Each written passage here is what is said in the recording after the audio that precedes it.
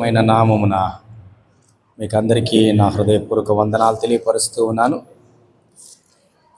ఈ సమయంలో చదవబడినటువంటి లేఖన భాగాన్ని ద్వితీయోపదేశ కాండము దయచేసి 30వ అధ్యాయము 19వ వచనాన్ని సమయంలో చదువుకుందాం. నేడు జీవమును మరణమును ఆశీర్వాదమును శాపమును నేను నీ ఎదుట ఉంచి భూమి ఆకాశములను మీ మీద సాక్షులుగా పిలుచుచున్నాను. దయచేసి ఈ వర్తమానాన్ని ఈ దినమున పరిశుద్ధాత్మ దేవుడు మనతో మాట్లాడబోతూ ఉన్నాడు. ఇందులో శ్రేష్టమైన విషయాలు కొన్ని మాత్రమే మీకు నేను అందించాలని ఆశపడుతూ ఉన్నాను. నా ప్రసంగము ఈ దినము నుంచి నా ప్రసంగము ఎలా మార్చబడుతుందంటే, లిమిటెడ్ పీరియడ్ ఆఫర్ అంటారు కదా, ఆఫర్ అలా ఉంటుంది మీకు. ఓకేనా? అందులో చాలా మర్మాలు మీకు నేను అందించాలని ఆశపడుతున్నాను. ఎందుకు అనంటే, ఈ నూతన సంవత్సరంలో మనమందరము కూడా ఆశీర్వాదాల కొరకు ఎదురు చూస్తున్నాం. అవునా? నా దేవుడు ఈ నూతన సంవత్సరంలో నాకేం ఆశీర్వాదం ఇస్తాడు, ఏం వాగ్దానం ఇస్తాడు? అవునా? మనమందరం కూడా ఆశీర్వాదాల కొరకు ఎదురు చూస్తున్నామా? చెప్పండి అమ్మా. అది కూడా నేనే చెప్పాలంటే ఎట్లా? మీకు నేను చెప్పేది ఒకటి ఉంది. మీకు లాస్ట్లో వర్తమానం అయిపోగానే అడుగుతా. నేను పరలోక ప్రార్థన అడుగుతానని చెప్పాను కదా, అడుగుతా. పరలోక ప్రార్థన ఎవరిని అడుగుతానో నాకు తెలియదు. కాబట్టి ఆ పరీక్ష కొరకు ఇప్పటి నుంచే భయపడబాకండి. వర్తమానం వినండి. వారం టైం ఇచ్చా, 7 రోజులు టైం ఇచ్చా. పరలోక ప్రార్థన మనం నేర్చుకోవాలి. ఆశీర్వాదం ఇవ్వకండి కొంపతీసి, పరలోక ప్రార్థన మాత్రమే చెప్పండి. అయితే ఈ సమయంలో నేనైతే డెఫినెట్గా అడుగుతా. ఈరోజు స్త్రీలలో నుంచి ఒకరిని, పురుషుల్లో నుంచి ఒకరిని పిలిచి పరలోక ప్రార్థన ఇక్కడ మైక్లో చెప్పిస్తా. మంచిదే కదా? అది మంచిదే కాదా? నిజం చెప్పండి. ఇదేం సార్ కొంపతీసి ఇరక్కొచ్చాను చర్చికి, నేను ఆ విషయం మర్చిపోయాను, లేకపోతే రెస్ట్ తీసుకునేవాడిని ఇంట్లో అనుకుంటున్నారా ఏమన్నా? నేను ఎవరిని పిలవబోతున్నానో కూడా నాకు కూడా తెలియదు, కానీ పిలుస్తా నేను. మీరు వెనక్కి కూర్చున్నా. అందుకే నేను లాస్ట్లో ప్రార్థన చేయదలుచుకోవాలా. ఒకవేళ ప్రార్థన చేయాలనుకుంటే కళ్ళు తెరుచుకొని ప్రార్థన చేస్తా. ఎవరిని బయటికి వెళ్ళిపోతున్నారనుకో వాళ్ళని పిలుస్తా, బ్రదర్ కూర్చోండి అని. కాబట్టి ప్రియమైన వారులారా, ఈరోజు మనము ఒక అంశము గురించి ధ్యానం చేద్దాం. ఏంటి ఆ అంశం అంటే, వర్ధిల్లుట, వర్ధిల్లడము. అది మన చేతుల్లో ఉందా? వర్ధిల్లడము అనేది మన చేతుల్లో ఉందా? మీకు చాలా క్లుప్తంగా ఈ దినం నా వర్తమానం అందించాలని నేను ఆశపడుతూ ఉన్నాను. ఏంటంటే ప్రియమైన వారులారా, జ్ఞాపకం చేస్తూ ఉన్నాను, ఇక్కడ దేవుడు చాలా చక్కని మాటను మన కొరకు వ్రాయించి ఇచ్చాడు. ఏంటి ఈ మాట అంటే, నేడు జీవమును మరణమును ఆశీర్వాదమును శాపమును నేను నీ ఎదుటను ఉంచి భూమి ఆకాశములను మీ మీద సాక్షులుగా పిలుచుచున్నాను. చివరిన ఒక మాట ఉంది చూడండి, 20వ వచనములో, ఆయనను హత్తుకొనున్నట్లును జీవమును కోరుకొనుడి. ఇది మోషే గారు ఇశ్రాయేలీల ప్రజలతోటి మాట్లాడుతూ ఉన్నటువంటి మాట. ఇది మోషే గారు ఇశ్రాయేలు ప్రజలతోటి చెప్తూ ఉన్నటువంటి మాటను ఈ దినమున మనము ధ్యానం చేసుకోబోతూ ఉన్నాం. ఇందులో దేవుడు కొంతమందిని వర్ధిల్ల చేయాలనుకుంటాడు. అవునా? దేవుని దృష్టిలో కొంతమంది ఉంటారు. వాళ్ళు ఏమనుకుంటారంటే, మాకంత యోగ్యత ఉందా, మాలో అంతుందా అని అనుకుంటారు. వాళ్ళ దృష్టికి వారు ఊహించనిది దేవుడు ఆ రీతిగా వారిని నడిపిస్తాడు. ఊహించని స్థితిలో దేవుడు మానవుని పట్ల ఆలోచన కలిగితే ఊహించని రీతిగా ఆ దేవుడు మన జీవితాన్ని ఆశీర్వాదకరంగా వర్ధిల్లింప చేస్తాడు. దానికి ఉదాహరణే ఇక్కడున్న మనలో చాలామంది ఉన్నారు. మన కుటుంబాలు తీసుకుంటే వ్యవసాయం, అవునా? మన కుటుంబాలు చూస్తే మనం ఏ ఏ ఏ కుటుంబాల నుంచి వచ్చో చాలామందిని చూస్తే ఒక ఐపీఎస్ని చూసామనుకోండి, వాడి దగ్గర ఇంటర్వ్యూ చేస్తే, ఐపీఎస్ దగ్గర ఇంటర్వ్యూ చేస్తే అతను ఏం చెప్తాడంటే, మా నాన్న దినసరి కూలి అండి, అవునా? ఒక ఐఏఎస్ని సెలెక్ట్ అయ్యాడు అని మనం చూస్తే అమ్మాయి ఏం చెప్తుందంటే, నువ్వు ఎలా చదవగలిగావు, మీ నాన్న ఏం పని చేస్తాడు అని అంటే, వాళ్ళ తండ్రిని ప్రక్కన పెట్టుకొని, మా నాన్న ఒక ఆటో డ్రైవర్, మా నాన్న ఒక ఐపీఎస్ ఆఫీసర్, మా నాన్న ఒక మంత్రి, లేదా మా నాన్న ఒక బిజినెస్ మ్యాగ్నెట్ అని చెప్పిన వాళ్ళని ఇప్పటివరకు నేను వినలా. ఒక సామాన్యమైన ఉద్యోగస్తుల యొక్క బిడ్డలు ఐపీఎస్లు అయ్యారు, ఐఏఎస్లు అయ్యారు. ప్రియమైన వాళ్ళరా, ఇక్కడ మనము జ్ఞాపకం చేసుకుంటే మోషే గారు చాలా స్పష్టంగా ఆయన మరణ దినానికి ముందు ఆ ప్రజలతో మాట్లాడుతున్న చివరి మాటలు. యెహోషువ కూడా ఆ చివరి మాటలు మాట్లాడాడు కదా.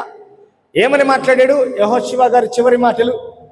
మీరు ఎవరిని సేవించినా నాకు అనవసరం, నేను నా కుటుంబము యెహోవా వెంట నడుస్తాము, ఆయన్నే అనుసరిస్తాము, ఆయనతోనే ఉంటాము అని చెప్పేశాడు. చాలా క్లారిటీగా ఉన్నారు వీళ్ళు.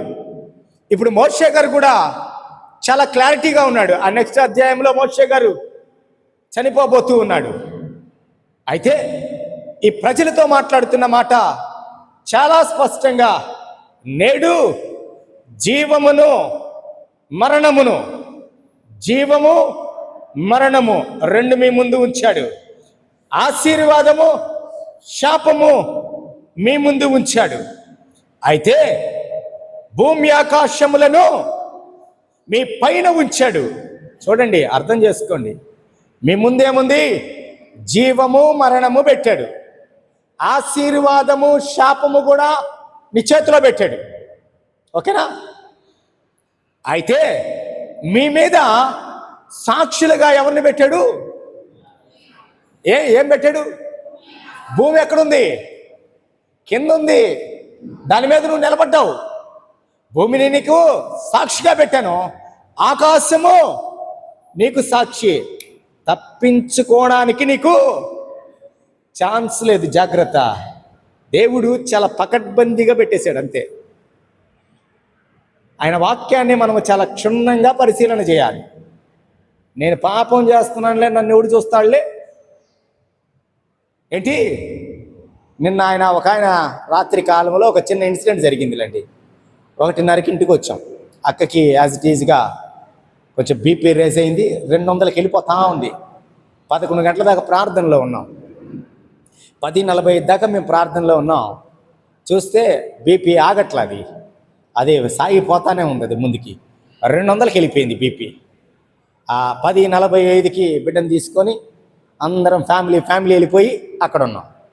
అక్కడ ఉండేటప్పటికే అప్పుడే అక్కడ ఆగాము. ఒక ఆయన చనిపోయాడు అక్కడ. ఆ రాత్రి కాలంలో ఒక ఆయన చనిపోయాడు. ఒక 57 సంవత్సరాలు అట్లుంటుంది ఆయన వయసు. ఆయన చనిపోయాడు. వాళ్ళు పెద్దగా ఏడవడం మొదలు పెట్టేటప్పటికే ఆ డిస్టర్బెన్స్కి ఇంకొక 5-10 పెరిగిపోయింది. గబగబా వెంటనే ధైర్యం చెప్పి తీసుకొని పోయి లోపలికి వెళ్ళాం. హాస్పిటల్కి 1:30కి వచ్చేసాం. ఇంటికి పడుకున్న తర్వాత ఉదయకాలమునే 5 గంటలకు ఫోన్ వచ్చింది. నా వల్ల కావట్లే, లేయట్లేదు నేను. 6 గంటలకు ఫోన్ వచ్చింది, లేయలేదు నేను. 7 గంటలకు నిద్ర లేసా నేను. 7 గంటలకు నిద్ర లేచిన తర్వాత వెంటనే ఆ కాల్కి మళ్ళా తిరిగి బ్యాక్ చేశాను. నాకు కపటపాలెం నుంచి ఒక కాల్ వచ్చింది. ఏంది అనంటే, పాస్టర్ గారు రాత్రి కాలంలో 2 గంటలకి మమ్మీ చనిపోయారు. ఒక కుటుంబం ఫోన్ చేసి, ఆ కుటుంబము నన్ను ఎంతగానో ఆదరించిన కుటుంబం. ఆ తల్లి నన్ను ఎంతగానో ప్రేమించిన తల్లి. ఒక చిన్న సమస్య వచ్చిందంటే, నాయనా ఒకసారి ఇంటికి రా నాయనా, బిడ్డల కొరకు ప్రార్థన చేద్దు అని పిలిచేది. ఆమె పేరు రూతమ్మ. ఆమె ఒక సంఘాన్ని కట్టింది. ఆ సంఘములో అనేక మార్లు నేను వెళ్ళి వర్తమానాలు కూడా ఇచ్చేసి వచ్చాను. అయితే ప్రియమైన వాళ్ళరా, ఎందుకు ఈ మాటను నేను తెలియపరుస్తూ ఉన్నాను అనంటే, ఈ ఆదివారము ఆమె చర్చికి వెళ్ళి ఆరాధన చేస్తుంది. ఉదయం వచ్చి పెద్ద ఆవిడండి, ఒక 75 years. గత రాత్రి కాలంలో చనిపోయిన ఆయన ఒక అన్యుడు. నేను ఎందుకు ఈ మాట చెప్తూ ఉన్నానంటే, ఏమని చెప్తున్నాడంటే, దేవుడు నేడు ఈరోజు మీరు ఒక తీర్మానం తీసుకోవాలి. ఆషామాషిగా సంఘానికి వస్తే ఉపయోగము లేదు. ఆషామాషిగా దేవుని సన్నిధిలో వాక్యం వింటున్నామంటే ఉపయోగం లేదు. నువ్వు రాసుకున్నా ఉపయోగం లేదు, నువ్వు రాసుకోకపోయినా ఉపయోగం లేదు. నువ్వు ప్రవర్తించాలి. గంట సేపు నువ్వు ప్రార్థన చేసినా కానీ నీ క్యారెక్టర్ బాగలేదనుకో, నీ ప్రార్థన వ్యర్థం. మన సంఘములో నేను చూసింది ఏంటంటే, భక్తి ఉంది కానీ ఏం లేదు, భయం లేదు. మన సంఘములో భక్తి ఉంది. ప్రార్థన చేయమంటే అమోఘంగా చేస్తారు, పాటలు పాడమంటే అమోఘంగా పాటలు పాడతారు. ఏంటి? భయం లేదు. ఏం భయం లేదు మీకు? ఏం భయం లేదు మీకు? దేవుని భయం లేదు మీకు. ఏ దేవుణ్ణి అయితే మీరు ఆరాధిస్తున్నారో డైరెక్ట్గా మీతోనే మాట్లాడుతున్నా. ఇంతకుముందు ఎవరన్నా చెప్పేవాడిని నేను, మీరు కాదులే, మీరు మంచోళ్ళు అని చెప్పేవాడిని. ఈ విషయంలో వాళ్ళు మంచోళ్ళు, మీరు చెడ్డోళ్ళు. ఎందుకు ఈ మాట చెప్తున్నాను అర్థం చేసుకోండి నా ప్రియ స్నేహితులారా. ప్రపంచ స్థితిగతులు వేగంగా మారిపోతున్నాయి. ఆయన రాకడికి నీ వేషధారణ బ్రతుకు దేవునికి వద్దు, నీ నటన దేవునికి వద్దు, నీ భక్తి దేవునికి వద్దు. భయము కావాలి. ఆటోమేటిక్గా భయము భక్తి అనేది రెండు జంటవి కవలలయ్యి. నీకు నిజంగా దేవుడంటే భక్తి ఉంటే భయం వస్తుంది. నీకు నిజంగా దేవుడంటే భయం ఉంటే భక్తి వచ్చేస్తా ఆటోమేటిక్గా. కానీ ఆశ్చర్యం ఏంటో తెలుసా? 4 సంవత్సరాల నుంచి భక్తిని మాత్రమే మీ మధ్య చూస్తున్నాను, కానీ భయాన్ని చూడట్లా నేను. ఎందుకు ఈ మాటలు తెలియపరుస్తున్నానంటే, నాకు చాలా వేదనగా ఉంది. నాకు తెలిసి మన కాలములోనే ప్రభు రాకడా చెప్పండి జరగబోతుంది. దానికి ప్రపంచములో సమీకరణాలు అతి వేగంగా మారిపోతున్నాయి. అందుకు మాట్లాడుతున్నాను ఈ మాటలు. ఇంకా నేను దాచుకొని మీ గురించి వేదన పడుతూ నేను దేవుని సన్నిధిలో కన్నీరు గారుస్తూ ఉన్నాను అనుకోను. దేవుడు చెప్పమంటున్నాడు మీ గురించి, మాట్లాడమంటున్నాడు మీ గురించి. మీకు భక్తి ఉంది, భయం లేదు, వ్యర్థం. అది భయము లేకుండా భక్తి ఉన్నా వ్యర్థము, భక్తి ఉండి భయం లేకపోయినా వ్యర్థము. ఈ రెండు కలిగి నువ్వు జీవించాలి. 2026వ సంవత్సరం నీకు ఇచ్చాడంటే ఏదో ఒకటి నీకు దేవుడు దయచేయబోతున్నాడు. ఈ రెండు ఉన్న వ్యక్తి వర్ధిల్లుతాడు. అది దేవుని ఉద్దేశం. ఈ రెండు ఉన్న వ్యక్తి వర్ధిల్లుతాడు. ఈ రోజు నుంచి చెప్తున్నాను, ప్రారంభ ప్రార్థన దగ్గర నుంచి మీరు మోకరించవలసిందే. ప్రార్థన అంటే పెద్దవాళ్ళు, మోకాళ్ళు బాగలేని వాళ్ళు మాత్రమే ఎగ్జంప్షన్ ఉంది. మీరు ప్రార్థన అంటే మోకాళ్ళు వంగవలసిందే, ఇంకా వంచాల్సిందే మీరు. ఇంతే. ఎందుకని నన్ను ప్రశ్నించడానికి లేదు. కుర్చీలన్నీ వెనక్కి వేపించేస్తాను రేపు ఆదివారానికి. వచ్చిన వాళ్ళందరూ ముందు కూర్చోవలసిందే. కింద కూర్చోండి ముందు, ఏం పర్వాలేదు, మీరు కింద కూర్చోండి ముందు.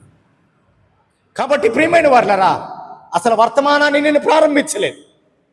కరెక్ట్గా అరగంటలో వర్తమానాన్ని దినమున నేను ముగించబోతున్నాను. పరిశుద్ధాత్మ దేవుడు మాట్లాడబోతున్నాడు. మన జీవితాల పట్ల వర్ధిల్లింప చేయుట లేదా వర్ధిల్లుట అంటే దేవుని ఉద్దేశము. ప్రతి వ్యక్తి విషయంలో ఆయన ఒక ఉద్దేశము కలిగి జీవిస్తూ ఉంటాడు. కానీ మనిషికే క్లారిటీ ఉండదు. నేను వర్ధిల్లుతానా, వర్ధిల్లనా? ఇప్పుడు వాగ్దానం తీసుకున్నాం. ఆ వాగ్దానాన్ని పెట్టుకున్న తర్వాత ఆ రోజు మాత్రం ఎగురుతాం, సంబరపడిపోతాం. ఇది మొదలుకొని దేవుడు నిన్ను దీవించబోతున్నాడని వాగ్దానం వచ్చిందనుకో, ఆ రాత్రి అంతా ఎగరతాం, పొగలంతా ఎగరతాం. తర్వాత ఏంది, ఏదన్నా ఒక చిన్న దోషణ వచ్చిందనుకో, ఇంకేదన్నా ఒక చిన్న సమస్య వచ్చిందనుకో, ఏంది ఇది నిజమేనా, ఇది నిజమేనా? నన్ను దేవుడు ఆశీర్వాదిస్తానని వాగ్దానం ఇచ్చాడు కదా, ఇది నిజమేనా? మన విశ్వాసము సడలిపోకూడదు. భయము భక్తి కలిగి ఉన్నవాడి యొక్క విశ్వాసం ఎలా ఉంటుందంటే సడలిపోదంట ఆ విశ్వాసం. కాబట్టి ప్రియమైన వారులారా, జ్ఞాపకం చేస్తున్నాను, ఈ దినమున నేను ఒక వ్యక్తిని మీకు పరిచయం చేయాలని ఆశపడుతూ ఉన్నాను. ఆ వ్యక్తి, ఇద్దరు వ్యక్తుల్ని పరిచయం చేస్తాను. దేవుడు సామాన్యంగా ఉన్నటువంటి వారిని ఎన్నుకున్నాడు. ఆ ఇద్దరిని, వారిలో ఒకరు దీవించబడ్డారు, ఒకరు పాడైపోయారు. ఒకరు దీవించబడ్డారు, ఒకరు పాడైపోయారు. కానీ వారు ఎందుకు పాడైపోయారు, ఎందుకు దీవించబడ్డారు అనంటే దేవుడు ఇద్దరిని దీవించడానికే పిలిచాడు. అర్థం చేసుకోవాలి మీరు. దేవుడు ఎప్పుడు ఒక వ్యక్తిని పతనం చేయడానికి ప్రయత్నం చేయడు. ఒక వ్యక్తిని ఎప్పుడైనా దేవుడు దీవించడానికే పిలుస్తాడు. అది అర్థం చేసుకోవాలి. ఒక సమస్య వచ్చినప్పుడు, ఒక వేదన వచ్చినప్పుడు మనం ఏమనుకుంటామంటే, దేవుడు నాకు ఈ శ్రమ పెట్టాడు, ఏ శ్రమను దాటించడానికి ఈ శ్రమ పెట్టాడు, ఇంకెంత పెద్ద పరిస్థితిని జీవితంలో దాటించడానికి దేవుడు ఈ శ్రమ గుండా నిన్ను దేవుడు నడిపించబోతున్నాడు. దేవా నీ కొందనాలయ్యా, చిన్న శ్రమను నాకు పెట్టావు, కానీ ఈ శ్రమను నేను దాటి వెళ్ళాలి ప్రభా. నాకు శక్తిని దయచేయి, నాకు విశ్వాసమును దయచేయి, నాకు ప్రార్థన శక్తిని దయచేయి, మీ సన్నిధి నాకు తోడుగా ఇవ్వు ప్రభా. ఇది మీరు పెట్టారని నేను నమ్ముతున్నాను ప్రభా. ఇది మీరే చేయగలరు. నాకు శక్తి ప్రభా, నాకు విశ్వాసమే. ఎక్కడ కూడా నా విశ్వాసము జారిపోకూడదు ప్రభా. ఎక్కడ కూడా నా విశ్వాసము పతనము అవ్వకూడదు ప్రభా. నేను వర్ధిల్లుచూనే ఉండాలి. వర్ధిల్లాలంటే ఏం చేయాలి? మనం దీవించబడాలి దేవుని దృష్టిలో అంటే ఎలా ఉండాలి? మనం ఒక క్రమశిక్షణ కలిగిన క్రైస్తవ జీవితాన్ని మనము జీవించాలి.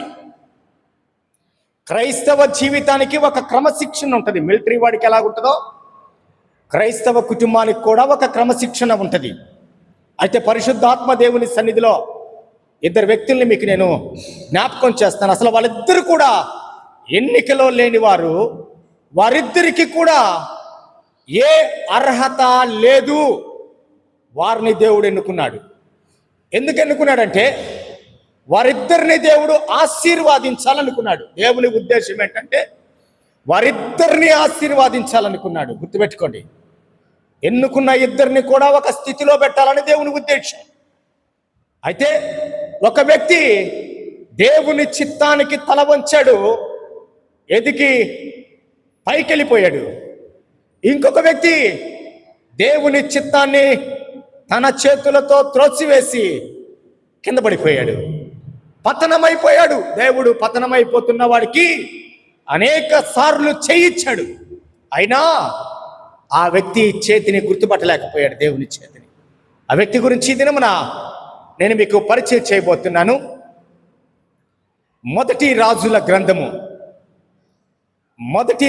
గ్రంథాన్ని ఈ దినమున 11వ అధ్యాయము, మొదటి రాజుల గ్రంథము 11వ అధ్యాయము 26వ వచనాన్ని ఎవరన్నా చదువుతారమ్మా?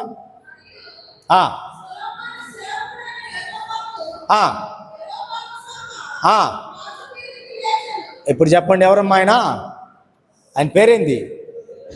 అవునా, అర్థమైపోయింది మీకు? సొలొమోనా? ఆయన పేరేంటి?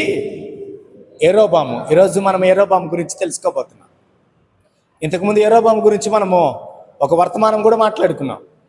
ఈరోజు యెరోబాము యొక్క పతనాన్ని గురించి మనం మాట్లాడుకోబోతున్నాం. మొదటిగా యెరోబాము గురించి ఈరోజు మనం మాట్లాడుకోబోతున్నాం. ఆయన గురించి కొంత ఉపోద్ఘాతం మీకు మరలా ఇస్తాను. నేను నోట్ చేసుకునేవారు నోట్ చేసుకొని చాలా ఫాస్ట్గా వెళ్ళిపోతున్నాను. 15-20 నిమిషాలు మాత్రమే నాకు సమయం ఉంది కాబట్టి వెళుతూ ఉన్నాను. నేను సమయాన్ని దినం నుంచి నేను పాటించాలని భావిస్తూ ఉన్నాను.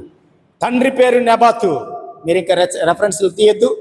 నేను ఇచ్చిన తర్వాత అధ్యాయాలన్నింటికి వెళ్ళి చదివితే స్టోరీ అంతా మీకు అర్థమైపోతుంది. తండ్రి పేరు నెబాతు, తల్లి పేరు జెరూహా. ఈమె విధవరాలు తల్లి.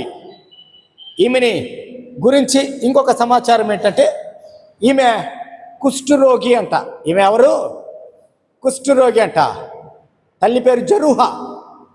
ఈమె విధవరాలు, కుష్ఠరోగి. అయితే ఈయన ఎప్పుడు పరిపాలించాడు ఈ భూమి మీద అంటే క్రీస్తుకి పూర్వము 931వ సంవత్సరం నుంచి 910వ సంవత్సరం వరకు మొత్తము 22 సంవత్సరాలు ఈయన రాజుగా ఉన్నాడు.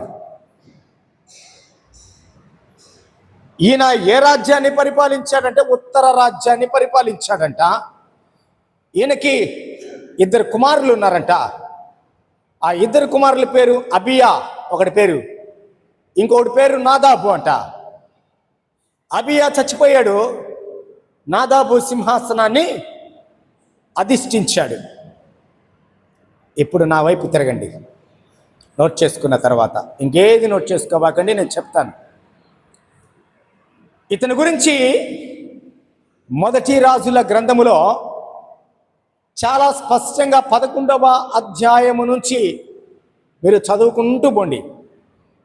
అతను చేసిన పాపము మనకి గుర్తొస్తుంది. అయితే ఈ సమయంలో ఒక చిన్న విషయాన్ని నేను మీకు తెలియపరచాలని ఆశపడుతున్నాను. అసలు ఎవరు ఈ యెరోబాము అంటే వాళ్ళ తల్లిని, తండ్రిని, ఆయన పరిపాలన కాలాన్ని, ఆయన కుటుంబ జీవిత చరిత్రను, అదే రీతిగా ఆయన ఎన్ని సంవత్సరాలు పరిపాలించాడో, ఏ రాజ్యాన్ని పరిపాలించాడో మనం చూసాం. అయితే ఆయనకి పరిపాలన ఎలా వచ్చింది? ఆయనకి పరిపాలన ఎలా వచ్చింది? అయితే ప్రియమైన వర్లరా, జ్ఞాపకం చేస్తూ ఉన్నాను. ఆయనకి పరిపాలన ఎలా వచ్చింది అనంటే మీరు అక్కడి నుంచి ఒక 5-6 అధ్యాయాలు మీరు ముందుకెళ్ళి చదవండి. 5-6 అధ్యాయాలు 11 నుంచి మీరు ఇంటికి వెళ్ళి చదవండి. ఇక్కడ చదవబాకండి, బైబిల్ మూసేయండి. నేను చెప్పేటప్పుడు నోట్ చేయండి. ఏం చేయాలి? ఇప్పుడు మీ చెవులు పని చేయాలా? బైబిల్ని చూడబాకండి. నేను చెప్పినప్పుడు తెరవండి బైబిల్ని. అయితే ఈ సమయంలో ఈ యెరోబాము ఎలాంటి వాడంటే మహాబలాఢ్యుడు అంట. First point, మహాబలాఢ్యుడు. బలాఢ్యుడు కాదు, చాలా బలమైన వాడు. మహాబలాఢ్యుడు అంటే చాలా బలమైనటువంటి వ్యక్తి. రెండవది ఏంటంటే అతను ఏ పని చేసినా శ్రద్ధ కలిగిన వాడంట. అతను చేసే పని మీద అతనికి శ్రద్ధ ఉంటుందంట. ఇతను ఎవరో మనకు అర్థమైపోయింది కదా. ఇతను ఈ రాజ్యానికి ఎలా పరిచయం అయ్యాడంటే సొలొమోను తన తండ్రి దావీదు పురాన్ని కట్టించాడు ఒకటి. తన తండ్రి ఒక కోటను కట్టించుకున్నాడు. ఆ కోట బీళ్లు బారేయి, పగుళ్ళు వచ్చాయి. పగుళ్ళు వచ్చిన తర్వాత ఆ కోటను బాగు చేయడానికి ఎవరు సమర్థుడైనటువంటి వాడు, ఎవడు చక్కగా పని చేయించగలడు? అప్పటికే యోసేపు సంతతిని అక్కడ పనివారుగా చేసి సొలొమోను కాలములో వారిని పనివారుగా పెట్టుకొని ఉన్నారు. వీళ్ళందరికీ చక్కగా పని జ్ఞానము దయచేసి చక్కగా వీరందరికీ కోఆర్డినేట్ చేసి వీళ్ళందరినీ ఈ పనిని జరిగించగలిగిన వాడు ఒకే ఒకడున్నాడు. వాడు చాలా బలమైన వాడు. కాబట్టి పిలిపించారు. ఎవరు ఇతను అంటే నెబాతు. ఈ నెబాతు ఎవరు? యెరోబాము తండ్రి. నెబాతుని పిలిపించారు, పనిని అప్పగించారు. పనిని పూర్తి చేయడానికి అంటే కరెక్ట్గా చెప్పాలి మన దగ్గర అంటే బేల్దారి మేస్త్రి అనుకోవచ్చా? తాపీ మేస్త్రి అంతే కదా. ఏమా అర్థమవుతుందా మీకు? ఈయనెవరు? తాపీ మేస్త్రి, బేల్దారి మేస్త్రి, మ్యాజోన్. వీళ్ళందరి మీద అధికారి ఈయన సొలొమోను దృష్టిలో ఏమని కనబడుతున్నాడంటే నా తండ్రి కోటలు బీటల వారేయి, అక్కడ పనివారు ఉన్నారు. ఆ పనివారి చేత చాలా శ్రద్ధగా పని చేయించగలిగినటువంటి బలమైన వాడు అని దృష్టి చూస్తూ ఉన్నాడు. అయితే యెరోబాముని దేవుడు వేరే దృష్టితో చూస్తున్నాడు. యెరోబాముని ఎలా చూస్తున్నాడంటే యెరోబాము పని చేయిస్తూ ఉన్నాడు. ఒకరోజు యెరోబాము ఇంటికి పోతున్నాడంట. యెరోబాము ఇంటికి పోతూ ఉంటే ఒంటరిగా ఒక పొలములో బడి వెళ్తూ ఉన్నాడంట. నేను అధ్యాయాల రెఫరెన్స్లు ఇవ్వట్లే, ఎందుకంటే మీరు 5-6 అధ్యాయాలు చదవాలి. మీకు ఏది ఇస్తే అది చదివేస్తారు అంతే. అది చదివేసి ఎస్ అని దాని ముందేముందో దాని తర్వాత ఏముందో కూడా మీకు వద్దు. ఇంకా ఆ తర్వాత సర్లే టైం ఉన్నప్పుడు చూద్దామంటారు. అందుకే 11వ అధ్యాయం నుంచి ఇంటికి వెళ్ళి మొదటి రాజులు మీరు చదవండి. అయితే ప్రియమైన వాళ్ళరా, అతను ఈ పని ముగించుకొని ఏం చేస్తూ ఉన్నాడు? ఇంటికి వెళ్తూ ఉన్నాడు. మధ్యలో ఒక పొలము కనపడింది. ఆ పొలములో పడి ఇంటికి వెళ్తూ ఉన్నాడు. ఇంటికి వెళ్తూ ఉంటే దేవుడు ఆ ప్రాంతములో ఒక ప్రవక్త ఉన్నాడు. ఆయన పేరేంటి? అహియా. ఆ ప్రవక్త పేరు అహియా. అహియా అనే ప్రవక్తను పంపించాడు. బాబు నువ్వు వెళ్ళు, నీకెదురుగా ఒక వ్యక్తి రాబోతున్నాడు. ఆ వ్యక్తి పేరేంటంటే యెరోబాము. నేను ఆ బిడ్డని ఆశీర్వాదించబోతున్నాను, ఆ బిడ్డను నువ్వు ఆశీర్వాదించాలి. నేరుగా అహియా కొత్త వస్త్రము ధరించాడంట. పొలములో ఇంకెవరు లేరు, యెరోబాము ఉన్నాడు, అహియా ఉన్నాడు. వెంటనే యెరోబాము ఆగు, దేవుడైన యెహోవా నాతో ఒక మాట సెలవిచ్చాడు, నిన్ను ఇశ్రాయేలీల గోత్రాలకి రాజుగా చేయబోతున్నాడు. ఆశ్చర్యపోయాడు యెరోబాము. వెంటనే దానికి సూచనగా తను ఒక వస్త్రం వేసుకున్నాడు కదా, ఆ వస్త్రాన్ని తీశాడు. అహియా 12 ముక్కలుగా కట్ చేశాడు. 2 ముక్కలు చేతిలో పట్టుకున్నాడు. 10 ముక్కల్ని తీసి యెరోబాము చేతిలో పెట్టాడు. అనగా ఇశ్రాయేలీల 12 గోత్రాల్లో 10 గోత్రాలకి దేవుడు నిన్ను రాజుగా చేయబోతున్నాడు. నువ్వేమనుకుంటున్నావంటే రాజు కోటను బాగు చేసిన తర్వాత రాజు దగ్గర బహుమానం తీసుకొని ఆనందించాలనుకుంటున్నావు. కానీ దేవుడు నిన్ను రాజుగా చేయబోతూ ఉన్నాడు. ఒక సామాన్యమైన కుటుంబంలోని వ్యక్తిని దేవుడు రాజుగా ఎన్నుకున్నాడు, అభిషేకించాడు. ఈ విషయము సొలొమోనుకు తెలిసింది. సొలొమోను ఒరే యెరోబాము రాజు అయిపోతాడా? నా తర్వాత నా కొడుకు రెహబాము రాజు అవ్వాలని కలలు కన్నాను కదా. వెంటనే యెరోబాముని చంపాలనుకున్నాడు. యెరోబాము పారిపోయాడు, ఐగుప్తులోకి వెళ్ళిపోయాడు. ఇప్పుడు సొలొమోను చనిపోయాడు. సొలొమోను చనిపోయిన తర్వాత ఇప్పుడు జరిగిన సంఘటన ఏంటి? రెహబాము రాజు అయ్యాడు. రెహబాము దగ్గరికి ఇశ్రాయేల్ 10 గోత్రాలు వచ్చారు. వచ్చి అయ్యా, యోసేపు గోత్రములో ఉన్నటువంటి వీళ్ళందరూ చాలా కష్టం చేస్తున్నారు, మీ తండ్రి చాలా కష్టపడుతున్నాడు, మమ్మల్ని మా పనిని కొంచెం తేలిక చేయమని అడిగారు. వాడు అడిగితే పెద్దల్ని పిలిపించాడు. తన తండ్రి కాలంలో ఉన్న వారిని పిలిపించి అడిగాడు, నేను ఈ ప్రజలకు ఏం చేయగలను అని. అంటే మీ నాన్నలాగా చాలా ప్రీతిగా మాట్లాడితే వీళ్ళందరూ కూడా నీ మాట వింటారు. కాబట్టి వాళ్ళ బరువులు పనులు తగ్గించి వారితో సమాధానంగా ఉంటే నువ్వు దేశము సుభిక్షంగా ఉంటుంది, నీ రాజ్యానికి కూడా డోకా లేదు. కాబట్టి మృదువైన మాటలు క్రోధమును చల్లార్చును కదా. కాబట్టి మృదువుగా వారితో మాట్లాడి పంపించు బాబు, మీ నాన్న కూడా మృదువుగా మాట్లాడతాడు, నువ్వు కూడా మృదువుగా మాట్లాడు అని చెప్పాడు. చెప్పిన తర్వాత ఇప్పుడు వెంటనే ఆయన ఫ్రెండ్స్ని పిలిచాడు, ఆయన వయసు ఉన్న వారిని పిలిచి, బాబు ఏం చేద్దాంరా మనమంతా కూడా అని. అంటే వాళ్ళు ఏం చెప్పారంటే, మా నాన్నకంటే నేను ఎక్కువ మిమ్మల్ని కష్టపెట్టాలని ఆలోచిస్తూ ఉన్నాను, మీకు విడుదల లేదు అని వారు చెప్పించారు. అవునా? మీరు ఆ వాక్యాన్ని చూడండి. చెప్పించిన తర్వాత ఇప్పుడు ప్రజలందరూ కూడా ఐగుప్తులో ఉన్నటువంటి ఈజిప్టులో ఉన్నటువంటి యెరోబామును పిలిపించారు. పిలిపించిన తర్వాత ఇప్పుడు యెరోబాముని మా పక్షాన వెళ్ళి రాజు దగ్గర మాట్లాడయ్యా నువ్వు అని అన్నారు. యెరోబాము ప్రజలందరినీ తీసుకెళ్ళి, ఇది న్యాయం కాదు కదా, ఈ భారాన్ని కొంచెం తగ్గించు బాబు అని అడిగాడు యెరోబాము. వెంటనే యెరోబాముతో కూడా ఆయన చెప్పిన సమాధానం ఏంటి తెలుసా? నా తండ్రి మిమ్మల్ని కష్టపెట్టాడు, నేను ఇంకా మిమ్మల్ని ఎక్కువ కష్టపెట్టాలని నా ఉద్దేశం. సమాధానం కలిగి మాట్లాడలేదు, మృదువైన మాటలు మాట్లాడలేదు, నాది చాలా భారమైన పని. కాబట్టి మీరు ఇంటికి వెళ్తే ఆ ఎగ్జాంపుల్స్ అన్నీ కూడా ఆ చిటికెన వేలు బొటన వేలు అన్నీ కనపడతాయి మనకి దాంట్లో. కాబట్టి ఈ సమయంలో ప్రియమైన వాళ్ళరా, ఇప్పుడు యెరోబాము వెళ్ళిపోయాడు, ప్రజలందరూ వెళ్ళిపోయారు. ఇప్పుడు ప్రజలందరూ ఏం చేశారో తెలుసా? యెరోబాముని రాజుగా చేయాలనుకున్నారు.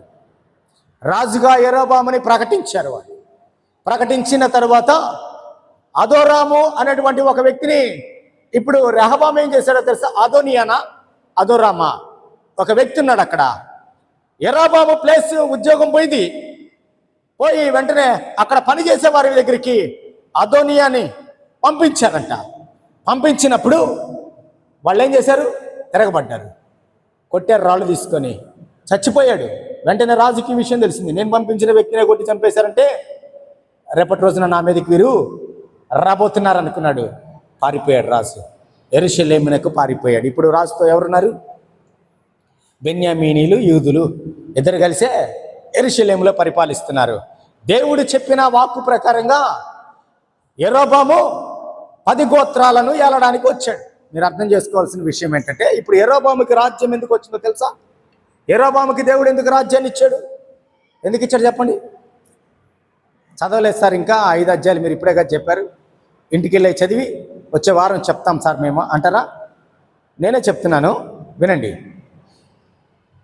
చివరి దినాల్లో సొలొమోను దేవుణ్ణి విసర్జించాడు.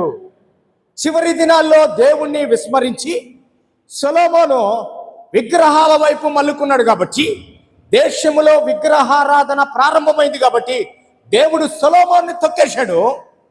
ఇప్పుడు రెహబామును తీసుకొచ్చాడు. రెహబాముతో చాలా స్పష్టంగా అహియా ప్రవక్త మాట్లాడాడు. ఏం మాట్లాడాడో తెలుసా? నీకెందుకు దేవుడు రాజ్యం ఇవ్వబోతున్నాడంటే, నీ పితరుడైన నీ యజమానుడైనటువంటి సొలొమోను యెహోవా దేవుణ్ణి విడిచిపెట్టి, నిజమైన దేవుని విడిచిపెట్టి విగ్రహాలను ఆరాధించడం మొదలుపెట్టాడు. దేవునికి కోపం వచ్చింది కాబట్టి నిన్ను ఎన్నుకున్నాడు. నువ్వు పనిగందు శ్రద్ధ కలిగిన వాడవు కాబట్టి నిన్ను ఎన్నుకున్నాడు. కాబట్టి జాగ్రత్త. అంటే దాని అర్థం ఏంటి తెలుసా? ఇప్పుడు నువ్వు విగ్రహాల వైపు వెళ్ళకూడదు.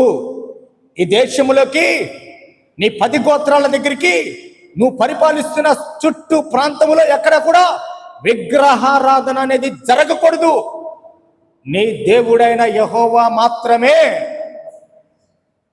ఆరాధించబడాలి, పూజించబడాలి, బలులు అర్పించబడాలి. ఆయనకి మాత్రమే మహిమ చెందాలి. జాగ్రత్త అన్నప్పుడు ఓకే అన్నాడు. రాజ్యాన్ని తీసుకున్నాడు, పరిపాలిస్తూ ఉన్నాడు. రెహబాము యుద్ధానికి బయలుదేరాడు యెరోబాము మీదకి. కానీ దేవుడు చెప్పాడు, వద్దు యుద్ధం, ఆగండి. నీ తండ్రి చేసిన అవినీతి కార్యాల వల్ల, నీ తండ్రి చేసినటువంటి అక్రమము వల్ల రాజ్యాన్ని నేను తీసేసి 2 గోత్రాలు నీకు ఇచ్చా. ఎందుకో తెలుసా? మీ తాత ఉన్నాడు కదా దావీదు. దావీదు నిమిత్తము నిన్ను నేను దీవిస్తానని మీ నాన్నతో మాట్లాడాను. కాబట్టి దావీదుకి కూడా మాట ఇచ్చాను. కాబట్టి దావీదు నా దృష్టిలో నీతిమంతుడు. కాబట్టి ఈ 2 గోత్రాలను పరిపాలించుకొని నువ్వు మర్యాదగా యూదా దేశము అనగా దక్షిణ దేశములో నువ్వు ఉండు. అంటే వాళ్ళు నీ సహోదరులు, వారితో పోట్లాడద్దు. నేనే ఇలా చేశాను కాబట్టి ఆ దేశాన్ని నువ్వు సరిగా పరిపాలించమన్నప్పుడు ఇప్పుడు రెహబాము యుద్ధం చేయడం మానేశాడు. యెరోబాముతో సంబంధాలు లేవు. దేశము ఉత్తర రాజ్యముగా, దక్షిణ రాజ్యముగా విభజించబడింది. ఇప్పుడు ఏం చేశాడో తెలుసా? ఈ ప్రజలందరూ కూడా ఎక్కి యెరూషలేమునకు వెళ్తూ ఉన్నారు. ఎందుకో చెప్పండి? యెరూషలేములో దేవుని మందిరం ఉంది కదా. ఇప్పుడు యెరూషలేమును ఎవరు పరిపాలిస్తూ ఉన్నారు? రెహబాము పరిపాలిస్తూ ఉన్నాడు. ఇప్పుడు అక్కడికి ప్రజలందరూ వెళ్తూ ఉంటే యెరోబాముకు ఒక డౌట్ వచ్చింది. ఇప్పుడు ఈ ప్రజలందరూ కూడా అక్కడికి వెళ్తున్నారు అనుకోండి, యెహోవా మందిరానికి. అక్కడ ఒకవేళ నిజము సత్యము వాళ్ళకి అర్థమైపోద్ది ఏంటి.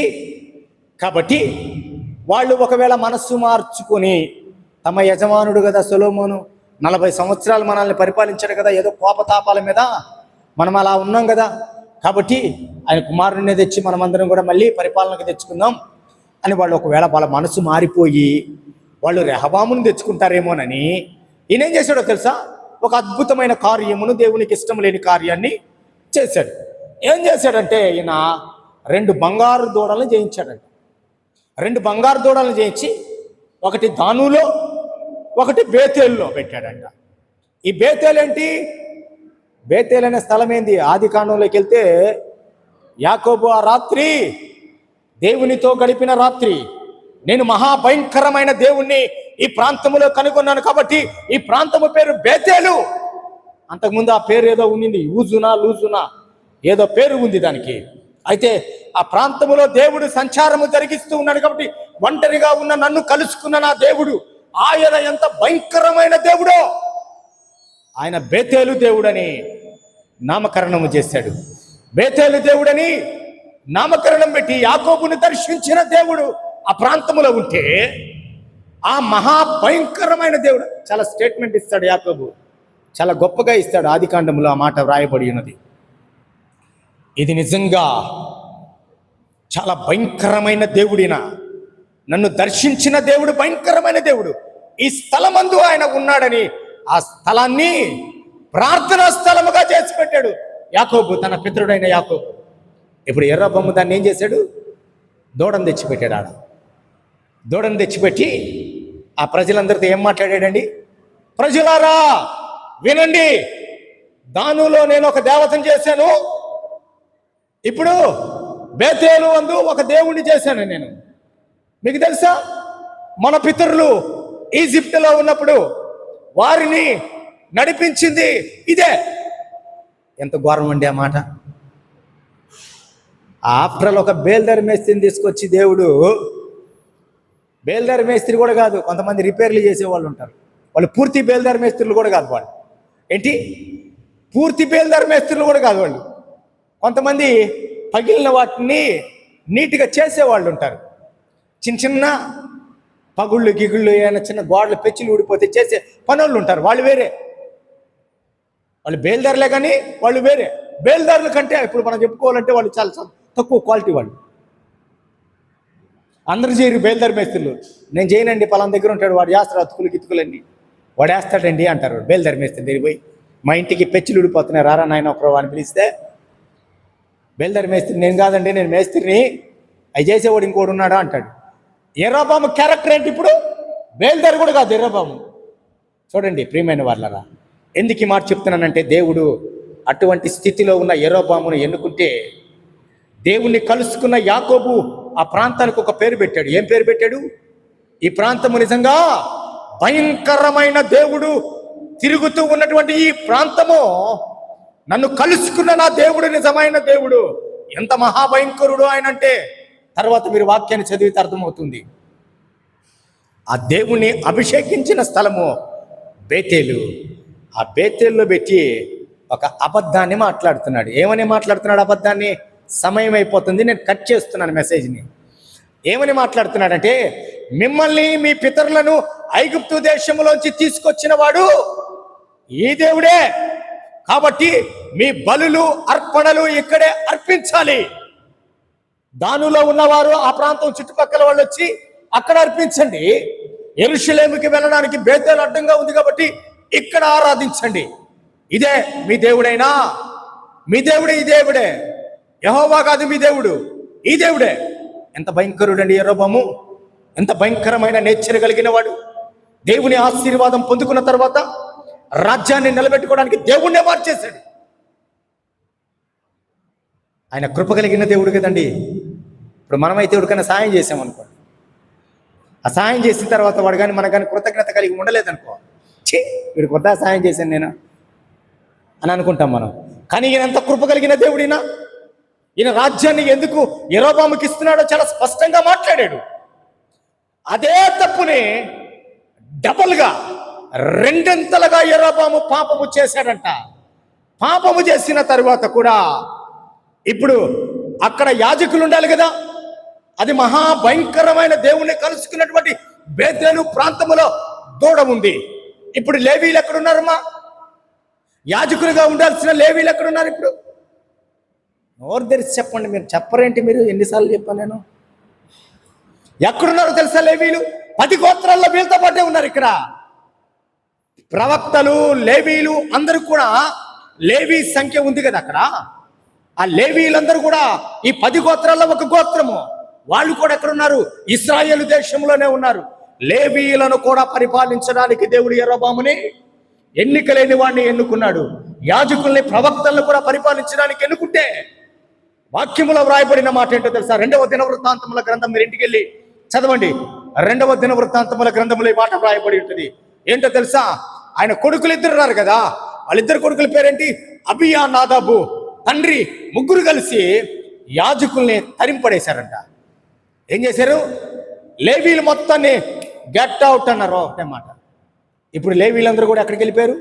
ప్రవక్తలంతా ఎక్కడికి వెళ్ళిపోయారు? యూదా దేశానికి వెళ్ళిపోయారండి. రెహబాము దగ్గరికి వెళ్ళిపోయాడండి. ఇప్పుడు రెహబాముని దేవుడు ఆశీర్వాదించడం మొదలుపెట్టాడు. యూదులు, తర్వాత లేవీలు, ఈ ప్రవక్తలందరూ కలిసి అక్కడ ఉండడం మొదలుపెట్టారు.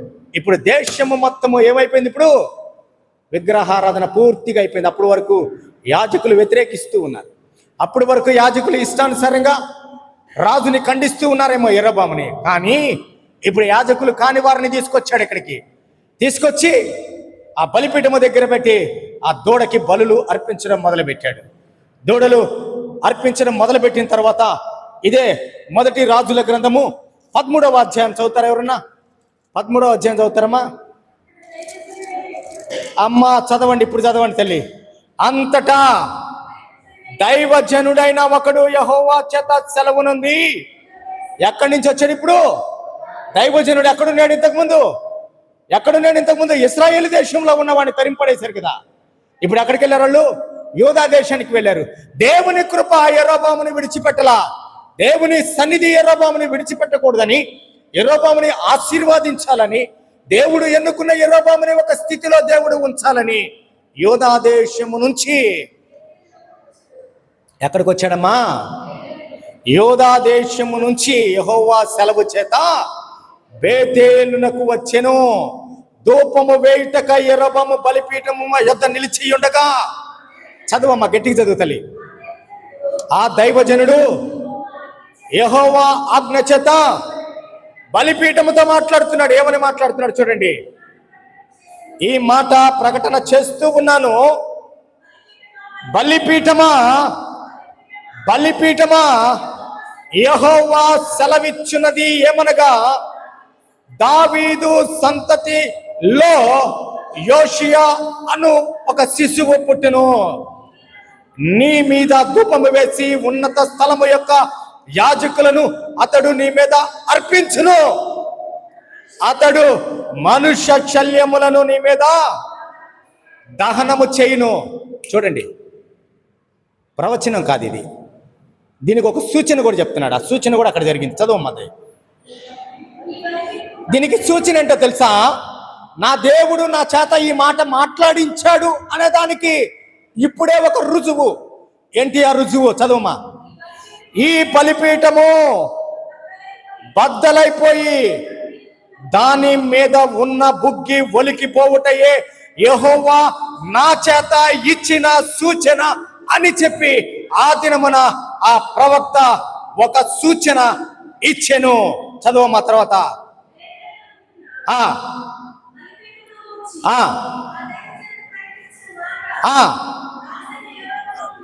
రాజైన యెరొబాము విని బలిపీఠము మీద నుండి తన చెయ్యి చాపి వానిని పట్టుకొనమని చెప్పగా, అతడు చాపిన చెయ్యి ఎండిపోయింది. దానిని వెనుకకు తీసుకొనుటకు అతనికి శక్తి లేకపోయిను.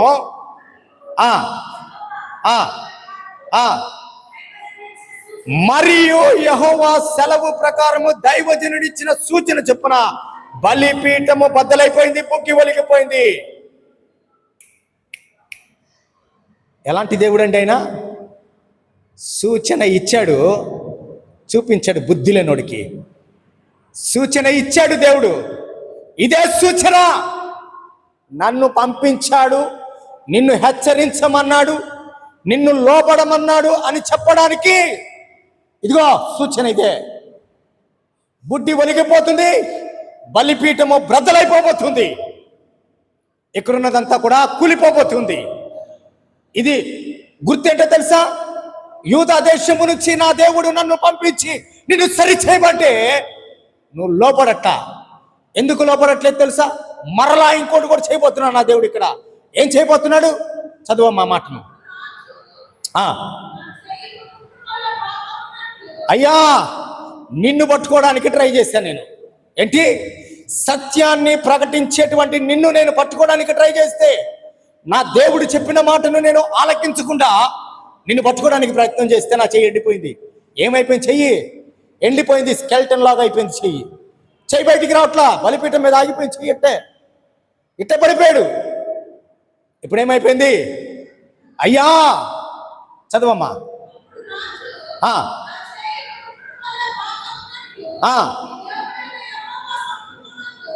ఏమంటున్నాడండి? నీ దేవుడైన యెహోవా అంట. ఏంది? రాజు అయిపోయింది. మనం ఒక్కోసారి అంటుంటాం కదా, అబ్బో వీడికి ఉద్యోగం వచ్చిన తర్వాత, 10th క్లాస్ పాస్ అయిన తర్వాత, అబ్బో ఈమెకి కొడుకులు ఇద్దరు ఉద్యోగం చేస్తుండేటప్పటికే అబ్బో. రాజు ఇప్పుడు ఏమంటున్నాడు? ఎవరి దేవుడు ఆయన? ఎవరిని వర్ధిల్ల చేయడానికి వచ్చాడు? ఎవరిని ఆశీర్వాదించడానికి వచ్చాడు? ఎవరి జీవితాన్ని బాగు చేయడానికి వచ్చాడు ఆయన? ఏం మాట్లాడుతున్నాడు అక్కడ? ఆయన మాట్లాడే దాంట్లో అర్థం ఉందా? ఏమన్నాడమ్మా ఇప్పుడు? చదువు తల్లి గట్టిగా. దాని ముందు చదువుమ్మా. ఏమంటున్నాడు? నీ దేవుడైన యెహోవా సముఖమందు నా కొరకు వేడుకొనమని దైవజనుని బతిమాలుకున్నాడు. అయితే కనికరము కలిగిన దేవుడు కదమ్మా, కృప కలిగిన దేవుడు కదమ్మా, దయ కలిగిన దేవుడు కదమ్మా. సొలొమోను పాపము చేశాడు, యెరోబాము నాకు నమ్మకంగా ఉంటాడు, యెరోబాము జీవితము నేను ఆశీర్వాదించాలని ఎన్నుకున్న దేవుడు కదా. వెంటనే దైవజనుడు వేడుకోగానే చెయ్యి బాగొచ్చిందంట. చెయ్యి బాగైపోయింది, కానీ యెరోబాముకు బుద్ధి రాలా. చెయ్యి బాగైపోయింది, యెరోబాముకు బుద్ధి రాలా. ఆశీర్వాదానికి ఆమెడ దూరంలో నిలబడిపోయాడు. బుద్ధి వచ్చుంటే ఆశీర్వాదం వచ్చేది. ప్రియమైన వారలారా, ఎంత గొప్ప దేవుడండి ఆయన. సూచన ఇచ్చాడు. మీరు ఈ మాట 2వ దినవృత్తాంతముల గ్రంథము, 2వ రాజుల గ్రంథము 14 నుంచి 20 వరకు. మా ఇంటికి వెళ్ళి చదవండి, చదవద్దు దయచేసి చదవద్దు. 2వ రాజుల గ్రంథము 23 చదువుతా తల్లి. మీరు తీసినట్టున్నారు. ఒక నిమిషం అందరిని తినండి. మరియు యెహోవా 2వ రాజుల గ్రంథము 14వ అధ్యాయము 23వ అధ్యాయం, క్షమించండి, 23వ అధ్యాయము 14 నుంచి చదువమ్మా.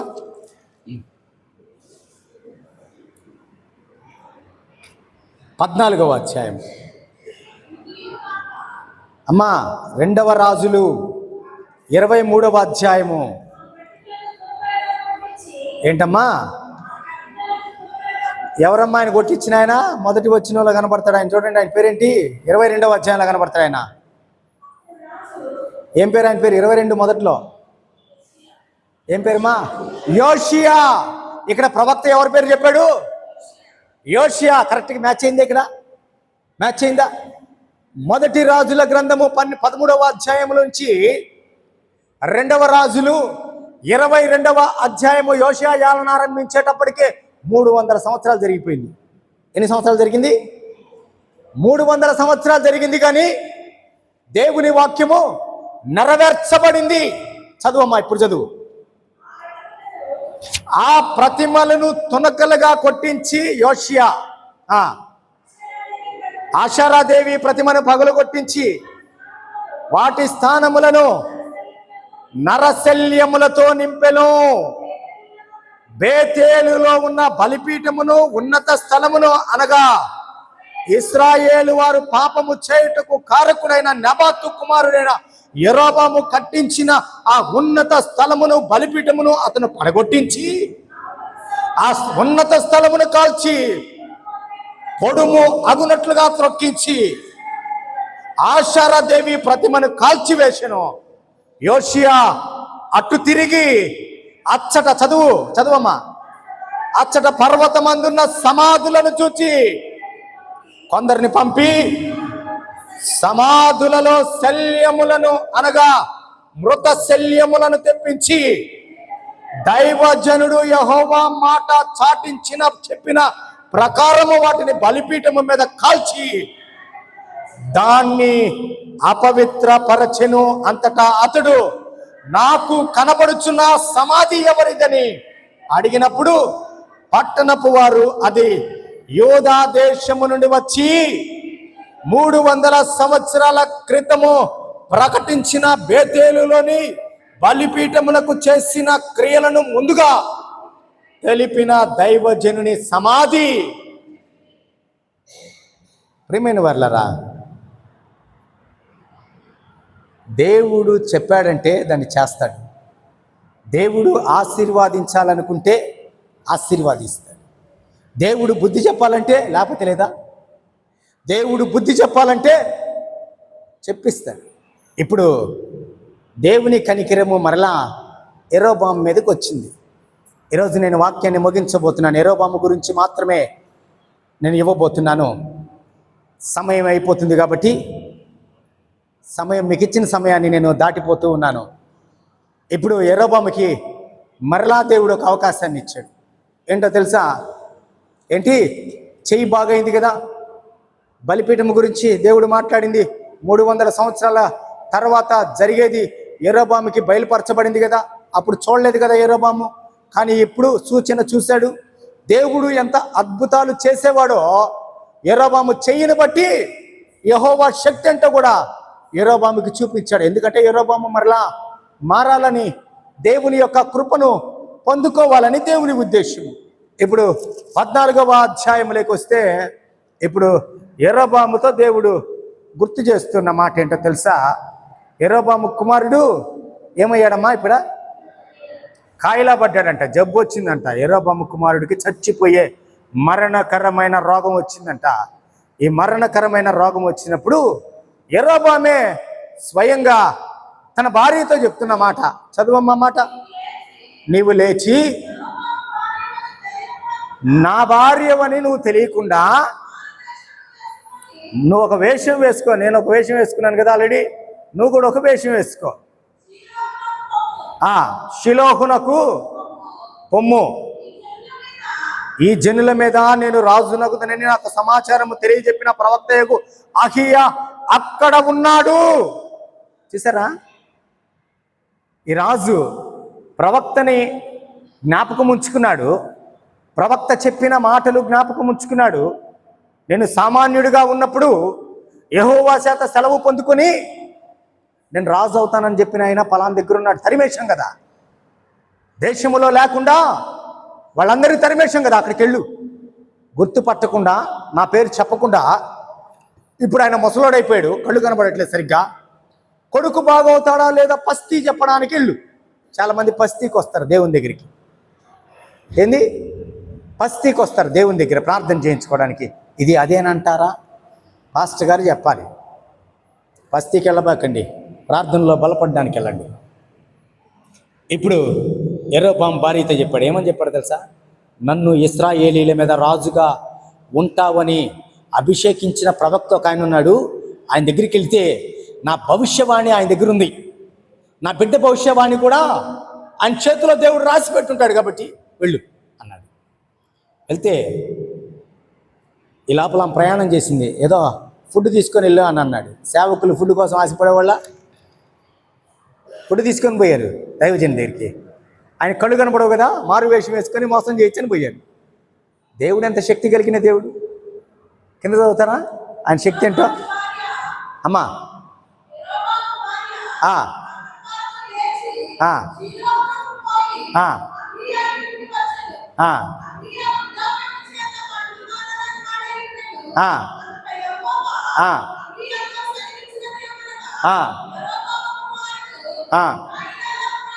చాలమ్మా, మీరు ఇంటికి వెళ్ళి చదవండి.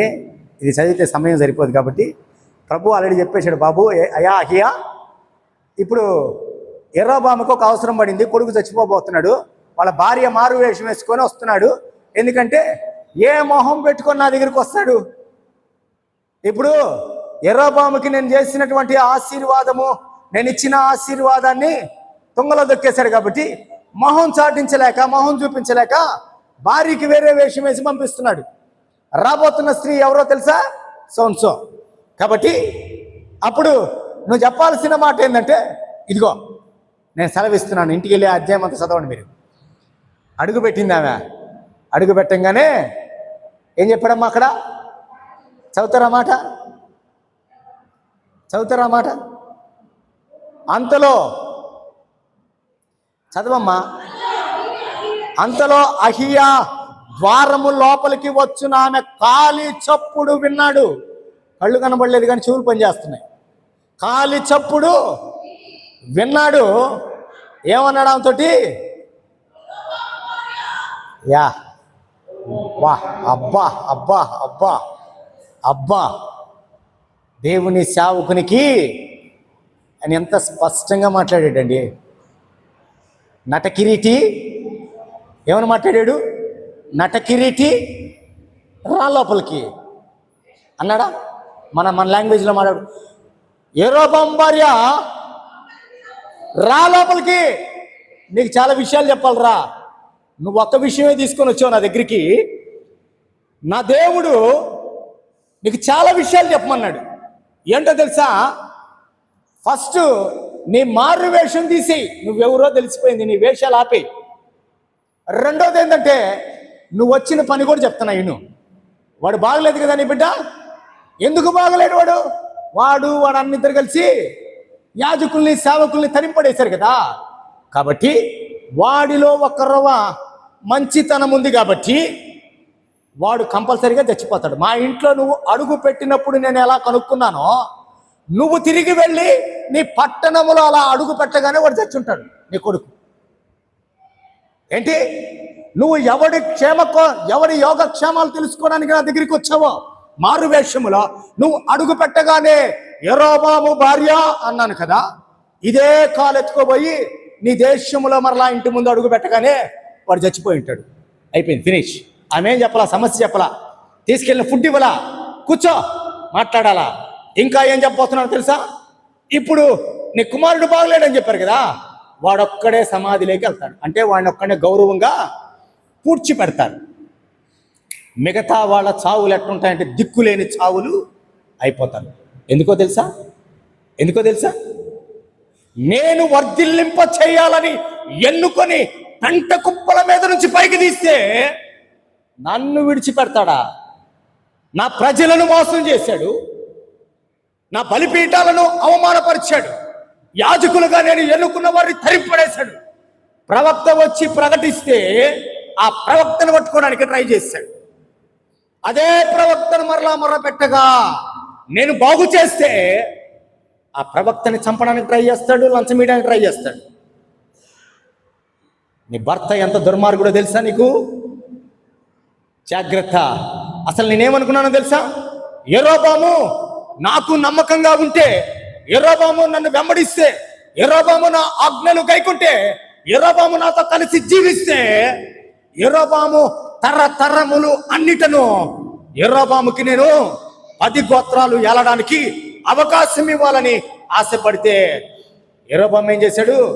పూర్తిగా దేవునే మార్చేశాడు. ఇప్పుడు దేవుడు ఏం చేశాడు తెలుసా? యెరోబాముకి దేవుడు ఏం చేశాడు? కుక్కలు తిన్నాయి, ఆకాశ పక్షులు తిన్నాయి. అతన్నే కాదు, అతను చేసిన పాపాన్ని బట్టి అతని కుటుంబీకులందరినీ కూడా దిక్కులేని చావు చచ్చేటట్టుగా నేను చేస్తా. ఎందుకంటే నేను రోషం కలిగిన దేవుణ్ణి. ఏ బేతేలులో అయితే యాకోబుకి భయంకరమైన దేవుడిగా నేను దర్శనమిచ్చానో, యాకోబుని ఆశీర్వదించిన దేవుడను సామాన్యుడైన నిన్ను కూడా నేను ఆశీర్వదించిన వాడును. అయితే ఆశీర్వాదము శాపము నీ ముందుంచాను, జీవము మరణము నీ ముందుంచాను. నీ భర్త ఏం కోరుకున్నాడు తెలుసా? మరణాన్ని కోరుకున్నాడు, శాపాన్ని కోరుకున్నాడు. నీ భర్త ఆశీర్వాదం వైపు అడుగులేస్తాడని ఆశగా చూశాను. అనేక మార్లు నీ భర్తను హెచ్చరించాను. నీ భర్త జీవితంలో ఎండిపోయిన జీవితాన్ని తిరిగి లేపాను నేను. అక్కడైనా నమ్ముకోవచ్చు కదా, అక్కడైనా దేవుని వైపు తిరగచ్చు కదా, అక్కడైనా పరిశుద్ధులైన దేవుని వైపు ఆకర్షించబడచ్చు కదా. నన్ను విసర్జించాడు. నేను గుర్తులేనా? ఉన్నాను. నేను బలమైన దేవుడిని తెలీదా? తెలుసు. నేను ఆశీర్వాదించిన దేవుడిని తెలీదా? తెలుసు. ఎంత నమ్మక ద్రోహం చేశాడు నీ భర్త. చివరిగా ఈ సమయంలో అయినా కానీ అహియా ప్రవక్త దగ్గరికి వచ్చి భార్యాభర్తల బిడ్డను తీసుకొచ్చి, అయ్యా పాపము చేశాము, మమ్మల్ని కనికరించమంటే కృప కలిగిన దేవుడు కనికరించేవాడేమో. అయ్యా తప్పు చేశానయ్యా, రాజ్యాన్ని నిలబెట్టుకోవడానికి నేను అడ్డదారులు నొక్కానయ్యా, తప్పు పొరపాటు జరిగిపోయిందయ్యా. దావీదు పాపం చేశాడు కదా, పాపం చేసిన తర్వాత దేవుడు వార్నింగ్ ఇస్తే ఏం చేశాడు? దావీదు ఏడ్చాడు, దొరిలాడాడు. అయ్యా నా జీవితంలో ఇంకా పాపము చేయనయ్యా, సాగిలపడ్డాడు. నా జీవితంలో పాపానికి ఇంకా నేను తావు ఇవ్వను అని దావీదు మంచి నిర్ణయం తీసుకున్నాడు. కృప కలిగిన దేవుడు నిర్ణయాలు తీసుకుంటే, ఆయన వైపు తిరిగితే, ఆయన ఈ సంవత్సరంలో నీ మీద పెట్టుకున్న ఆశలు తప్పకుండా నెరవేరుస్తాడు. జీవము కలిగిన దేవుడు, ఆయన మాట ఇచ్చి స్థాపింపకుండుటకు ఆయన మానవుడు కాదు. ఆయన ఎవరు? అనేక మార్లు యెరొబాము చేసిన పాపాన్ని ఎత్తి చూపుతూ కృప కలిగిన దేవుడు అనేక మార్లు దర్శించాడండి. అయినా యెరొబాము ఏం చేశాడో తెలుసా? పాపాన్ని విడిచిపెట్టలేదు. పాపము చేయడానికి, ఒక పాపిని గురించి చెప్పడానికి కేర్ ఆఫ్ అడ్రస్ అయ్యాడు. తర్వాత వచ్చిన రాజులు పాపం చేస్తే యెరొబాము వలె వీడు కూడా పాపము చేసెను. చూసారా? దావీదుకి ఒక పేరుంది, ఏంటో తెలుసా? దేవుని హృదయానుసారుడు. దావీదుకి ఒక పేరుంది, పశ్చాత్తాప హృదయము కలిగిన వాడు, తిరిగి పాపాన్ని ఒప్పుకునేవాడు. పాపము చేసినప్పుడు దేవుని దగ్గర కన్నీరు కార్చేటువంటి యథార్థమైన హృదయం కలిగిన వాడు దావీదు. అందుకే దావీదు దీవించబడ్డాడు, యెరొబాము శపించబడ్డాడు, యెరొబాము భూమి మీద లేకుండా చేయబడ్డాడు. అంటే కారణం ఏంటో తెలుసా? యెరొబాము దగ్గర పశ్చాత్తాపము లేదు, యెరొబాము దగ్గర కనికరము లేదు. తనను ఎవరైతే ఆశీర్వాదించారో వారి దగ్గరికి వచ్చి కూర్చొని కృతజ్ఞత కలిగి జీవించేటువంటి ఉద్దేశము యెరొబాముకి లేదు. నేటి దినాల్లో చాలా మందికి కూడా కృతజ్ఞత కలిగి దేవుని సన్నిధిలో పని చేయాలని, కృతజ్ఞత కలిగి దేవుని సన్నిధిలో కూర్చోవాలని, కృతజ్ఞత కలిగి దేవుని సన్నిధిలో నిలబడాలని, కృతజ్ఞత కలిగిన వారు లేనివారు కూలిపోతారంట. దేవుని వాక్యం సెలవిస్తూ ఉంది. 2026 సంవత్సరంలో దేవుడు అద్భుత రీతిగా మనల్ని దీవించాలని ఆయన ఒక నిర్ణయం తీసుకున్నాడు. ఏంటో తెలుసా? ఆయన నిర్ణయము మనల్ని ఒక ఉన్నతమైన స్థితిలో నిలబెట్టాలని. ఒక సామాన్యమైన వ్యక్తిని రాజును చేయగలిగితే నిన్ను చేయలేడా ఆయన? నీ జీవితాన్ని మార్చలేడా? నీ బిడ్డల జీవితాన్ని మార్చలేడా? నీ భార్య జీవితాన్ని మార్చలేడా? నీ భర్త జీవితాన్ని మార్చలేడా? నీ కుటుంబ పరిస్థితులు మార్చలేడా ఆయన? ఎస్, 2026 దేవుడు మన జీవితాన్ని మన ముందు ఉంచాడంటే, ఈ 2026 దేవునితో నువ్వు సంబంధము కలిగి జీవించగలిగితే, దేవుని వైపు నువ్వు అడుగులు వేయగలిగితే, నీలో ఉన్న నిరుత్సాహాన్ని తీసివేయి, నీలో ఉన్నటువంటి దేవునికి విరోధమైన మాటలు తీసివేయి, దేవునికి విరోధమైన హృదయాన్ని తీసివేయి. ఎప్పటి వరకు ప్రభువా నాలో ఈ క్యారెక్టర్ ఉండేది ప్రభువా, ఇది తీసివేస్తున్నానయ్యా, ఎందుకంటే ఆశీర్వాదము శాపము నా ముందు ఉంచావు, జీవము మరణము నా ముందు ఉంచావు. ఫైనల్గా నువ్వు కోరుకుంది ఏంటి? నేను ఫలించాలని, జీవములో ఉండాలని కోరుకున్నా ప్రభా. ఇప్పుడు అడుగుతున్నానయ్యా, నా జీవితము వెలిగించబడాలి, జీవములో ఉండాలి, నా జీవితము ఆశీర్వాదించబడాలి. యెరొబాము వలె నేను పతనం అయిపోకూడదు ప్రభువా. అందరూ పైకి లేద్దాం, పైకి లేచి నిలబడదాం, ఒక మంచి నిర్ణయం తీసుకుందాం. ఇద్దరు వ్యక్తుల్ని మీకు పరిచయం చేయాలనుకున్నాను, సమయం సరిపోలేదు. ప్రభు చిత్తమైతే మరి ఒక వ్యక్తిని రేపు పరిచయం చేస్తాను నేను.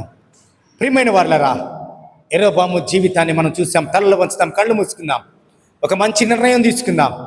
యెరొబాము జీవితాన్ని చూసిన మనము, ఇది మనకు ఒక గుణపాఠం అవ్వాలి. యెరొబాము జీవితాన్ని చూసిన మనకి ఇది ఒక గుణపాఠం అవ్వాలి. దేవుడు ఆశీర్వాదిస్తే ఆరాధనకి రాకుండా, దేవుడు దీవిస్తే నీ ప్రాణము నీకు ఇస్తే దేవుని సన్నిధిలో ఆరాధించకుండా నిర్లక్ష్యం చేస్తున్నావా? పెద్ద భక్తిపరుడని, భక్తిపరురాలని ప్రదర్శించుకోవడానికి ప్రయత్నం చేస్తున్నావా? ఒకవేళ నీలో అటువంటి అతిశయం ఉంటే తీసివేయి. నీలో దేవుడు ఇటువంటి ఆలోచనలు ఉంచితే వాటిని ప్రక్కన పెట్టు. ఈ దినమున యెరొబాము దేవుని దగ్గరికి రాలేకపోయాడు. ఈరోజు 2026 దేవుడు మన జీవితాల్లో ఇచ్చినటువంటి ఆశీర్వాదం ఏదో తెలుసా? జీవమును మరణమును ఆశీర్వాదమును శాపమును నీ ముందుంచాను. అయితే నేను నీ విషయంలో కోరుకుంటుంది ఏంటంటే నువ్వు జీవములో ఉండాలని కోరుకుంటున్నాను అంటున్నాడు ప్రభు. నువ్వు శాపములో ఉండకూడదు, శాపము ద్వారా మరణములోకి వెళ్ళకూడదు. ఇది దేవుని ఉద్దేశము. ఒకవేళ దేవునికి విరోధమైన కార్యాలు మన జీవితంలో ఉన్నాయేమో, దీవించబడిన తరువాత మనము కూడా యెరొబోము వలె దేవునికి దూరం అయిపోతున్నామేమో, యెరొబోము వలె దేవునికి లోబడట్లేదేమో, యెరొబోము వలె దేవుని సన్నిధిని మర్చిపోతున్నామేమో. నీవు నీ కుటుంబాలు తరతరాలు దీవించబడాలంటే దేవుడు అడుగుతున్నాడు ఒక మాట, జీవములోకి రమ్మంటున్నాడు ఆయన. రెండు ముందుంచాడు కానీ ఆయన అయితే ఒకటి డిసైడ్ చేశాడు ఆయన, నువ్వు శాపము పాపములోకి మరణములోకి వెళ్ళకూడదు, కానీ నువ్వు ఆశీర్వాదములోకి రావాలని దేవుడు కోరుకుంటున్నాడు. వస్తావా? ఆశీర్వాదములోకి అడుగు పెట్టడానికి సిద్ధంగా ఉన్నావా? దేవుని యొక్క ఆశీర్వాదాలు పొందుకుంటున్నా నువ్వు ఇంకా అత్యధికమైన దీవెనలోకి అడుగు పెట్టడానికి ముందుకు వెళ్ళడానికి సిద్ధంగా ఉన్నావా? అయితే నీ జీవితంలో మైనస్లు తీసివేయి. నీ జీవితంలో దేవునికి వ్యతిరేకమైనటువంటి ఆ కార్యాలు తీసివేయి. నీలో ఏమున్నాయో దేవుని దగ్గర విడిచిపెట్టు. మనం అనుకుంటాం, నాలో ఏం పాపం ఉంది, నేను బాగానే ఉన్నాను కదా, ఆరాధిస్తున్నాను కదా. చిన్న అసూయ ఉన్నా, చిన్న అతిశయం ఉన్నా, చెప్పుడు మాటలు ఉన్నా, దేవునికి విరోధమైన ఏ మాటలు మనము మాట్లాడినా అవన్నీ కూడా దేవునికి విరోధమైనవే. పాపము అంటే దాని అర్థం ఏంటో తెలుసా? ప్రక్కన వాడిని మనము కరెక్ట్గా ప్రేమించకపోవడమే దేవుని వాక్యం మనకి సెలవిచ్చే పాపం. నీ పొరుగు వాడిని నువ్వు ప్రేమించలేకపోవడమే దేవుని దృష్టిలో పాపము. సంఘములో సమానత్వం ఉండాలి. దేవుని సన్నిధిలో అందరూ సమానులే. ఈ దినమున దేవుడు నిన్ను ఈ స్థితిలో నిలబెట్టాడంటే నీ దేవుని యొక్క కృప. నువ్వు అనుకుంటున్నావు నీకంటే ఎక్కువ చదువుకున్నవారు పిచ్చోళ్ళుగా రోడ్ల మీద తిరుగుతున్నారు, నీకంటే జ్ఞానము కలిగిన వారు ఉద్యోగాలు లేక రోడ్ల మీద తిరుగుతున్నారు. దేవుడు నిన్ను నిలబెట్టాడంటే ఈ ప్రాంతంలో మట్టిలో నుంచి తీశాడు. యెరొబోము వలె నిన్ను ఆశీర్వదించాడు. దావీదు వలె నిన్ను తరతరాలుగా దీవించాలని ఆయన ఆశ. అట్టి ఆశకు అట్టి కృపకు పాత్రుడు అయితే దేవుని దగ్గరికి రా, ప్రార్థన చేసుకుందాం. మా ప్రియుడా, వందనాలయ్యా. యెరొబోము జీవితాన్ని మాకు చూపించారయ్యా. అనేక మార్లు హెచ్చరించిన యెరొబోము లోపడలేదు, పతనమైపోయాడు ప్రభా. ఒకే ఒక్కసారి పాపం చేసినప్పుడు దావీదు మీకు లోపడ్డాడయ్యా. తరతరాల దీవెనలు పొందుకున్నాడు ప్రభా. మాలో ఏ లోపం ఉందో, పాపం ఉందో అయ్యా, ఏ అతిశయం ఉందో దేవా, ఏ గర్వం ఉందో మాలో తండ్రి తీసివేసుకోవడానికి సహాయం చేయండి ప్రభా. అది తీసివేస్తే తప్ప ఈ 2026 మా జీవితాలకు ఆశీర్వాదం లేదని మాట్లాడుతున్నారు ప్రభా. అది తీసివేసుకొని మీ సన్నిధిలో దావీదు వలె మా తరతరాలు దీవించబడాలి దేవా. ఈ దినము నాటి నిర్ణయం తీసుకున్నటువంటి ప్రతి కుటుంబాన్ని మీరు దీవించమని యేసు పరిశుద్ధ నామమున అడిగి వేడుకుంటున్నాం తండ్రి. ఆమేన్. దయచేసి కూర్చుందాం, బల కొరకు సిద్ధపడదాం.